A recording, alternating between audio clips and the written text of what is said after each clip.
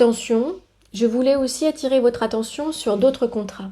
J'entends souvent une confusion entre assurance décès et contrat obsèques. Les personnes pensent être couvertes pour leurs obsèques alors qu'elles ont signé une assurance décès.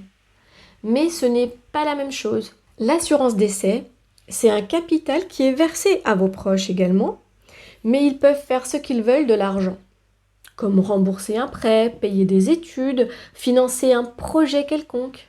Payer des frais de funérailles n'est pas une obligation avec un capital décès, avec une assurance décès. Ils ne sont pas obligés de le faire. Cet argent n'est pas dédié à ça, n'est pas dédié aux frais d'obsèques, mais il est dédié à protéger vos proches quand vous ne serez plus là. Donc attention, l'utilisation du capital versé n'est pas encadrée pour les obsèques. Tandis que le contrat obsèques, vous l'avez bien compris, il est totalement fléché, orienté aux frais des obsèques. Donc faites attention, ne confondez pas et peut-être que vous avez déjà signé une assurance décès pensant couvrir vos frais d'obsèques. Ce sont deux assurances complémentaires, mais elles n'ont pas la même destination, elles n'ont pas la même finalité.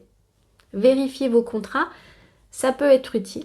En tout cas, si vous voulez aller plus loin, comme je vous l'ai dit, j'ai créé un guide complet à télécharger gratuitement. Il s'appelle « Comment financer ses obsèques ».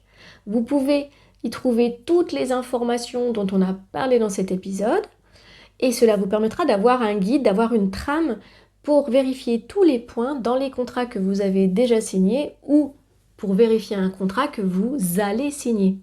Vous allez comme ça préparer plus sereinement le financement de vos obsèques en faisant attention toujours aux petites lignes. Le lien du guide est téléchargeable dans la description de l'épisode.